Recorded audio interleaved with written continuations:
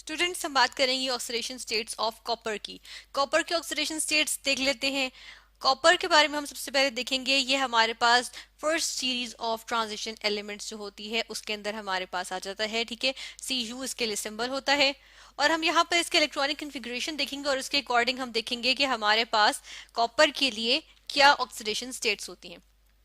तो कॉपर के लिए जो स्टेबल ऑक्सीडेशन इलेक्ट्रॉनिक कन्फिग्रेशन है वो इस तरह से आ जाती है 3d10 4s1। ठीक है, तो उसमें हम देख रहे हैं कि जो डी ऑर्बिटल है वो हमारे पास कंप्लीटली फिल्ड है। लेकिन हम देखते हैं कि जो कंप्लीटली फिल हुआ हुआ है इसका बेसिकली एक इलेक्ट्रॉन जो यहाँ पर मौजूद है वो हमारे पास 4s से आया हुआ होता है। ठीक है, तो बेसिकली जो इसकी होती है ना, जो हमारे पास इलेक्ट्रॉनिक कन्फिग्रेशन होती है वो कुछ इस तरह से होती है। ठीक है, जिसमें हम देख रहे हैं कि हमारे पास क्या होता है 3d9 होता है और ये 4s2 होता है। ठीक है, तो यहाँ पर हम देखते हैं कि इन दोनों के अकॉर्डिंग अगर हम इलेक्ट्रॉनिक कन्फिग्रेशंस देखें तो फर्स्ट ऑफ ऑल देखिएगा कि यहाँ पर अगर हम 4s का एक इलेक्ट्रॉन रिमूव कर देते हैं तो हमारे पास क्या बन जाएगी, यहाँ पे आ जाएगी हमारे पास +1 की ऑक्सीडेशन स्टेट। ठीक है, इसको हम इस तरह से भी लिख सकते हैं, ऑक्सीडेशन स्टेट 1 इस तरह से भी शो हो सकती है। ठीक है, इसके अलावा हम ये देखते हैं कि जब ये वाली कंडीशन नहीं होती बल्कि ये वाली कंडीशन होती है जिसमें हमारे पास 4s2 है,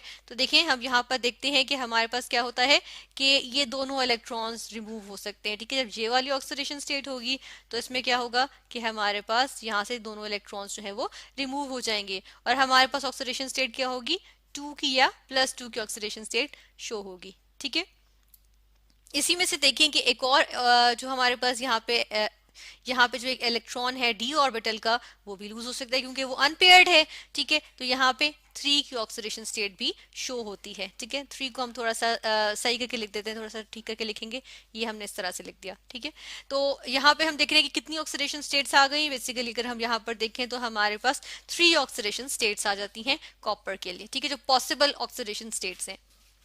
लेकिन जो यहाँ पर बेसिक ऑक्सीडेशन स्टेट्स हैं, जो कॉमन ऑक्सीडेशन स्टेट्स आ रही होती हैं वो कौन कौन सी आ रही होती हैं, वो 2 और 3 जो है हमारे पास कॉमन ऑक्सीडेशन स्टेट्स होती हैं। ठीक है, इनके बारे में देखेंगे जिस तरह से हमारे पास यहाँ पर क्या होता है CuO कॉपर 2 ऑक्साइड होता है। ठीक है, इसमें हमारे पास ऑक्सीडेशन स्टेट जो आ रही है वो क्या आ रही है, 2 आ रही है।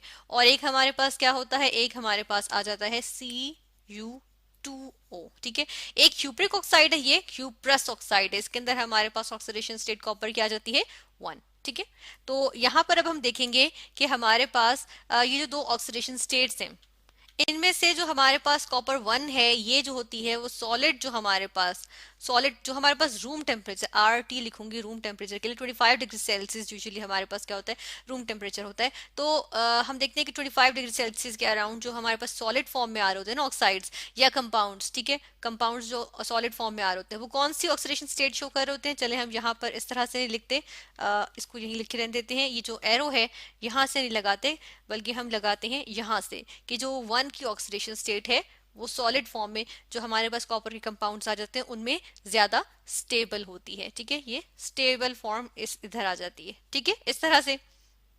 जबकि हम देखते हैं जो हमारे पास 2 या +2 की जो ऑक्सीडेशन स्टेट होती है, जो हमारे पास एक्वस सोल्यूशन आ जाते हैं, AQ लिखा है एक्वस के लिए, जो एक्वस सोल्यूशंस होंगे उनमें कॉमनली जो हमारे पास जो रूम टेम्परेचर पे एक्वस सोल्यूशंस आ जाते हैं उनमें जो हमारे पास होती है वो +2 की ऑक्सीडेशन स्टेट जो होती है वो ज्यादा स्टेबल होती है। बिकॉज हमारे पास जो एक्वस सोल्यूशन होगा उसमें क्या आ जाएंगे, कॉपर 2 पॉजिटिव के आयंस आ जाते हैं। ठीक है, इस तरह से ये हमारे पास आ जाते हैं। तो हमने देखा कि कौन सी वाली जो फॉर्म होती है वो किस, हम देखते हैं कंडीशन में, एक फिजिकल स्टेट्स में जो है वो हमारे पास क्या आ जाती है, स्टेबल आ जाती है।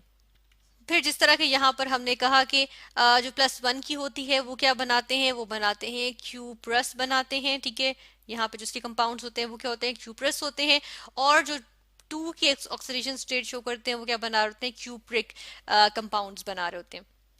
तो इस तरह से यहाँ पर हमने क्या स्टडी किया, हमने स्टडी किया ऑक्सीडेशन स्टेट्स ऑफ कॉपर, जिसमें हमने देखा कि कॉपर जो ऑक्सीडेशन स्टेट्स शो कर रहा होता है वैसे तो वो 3 होती हैं, 1, 2 एंड 3।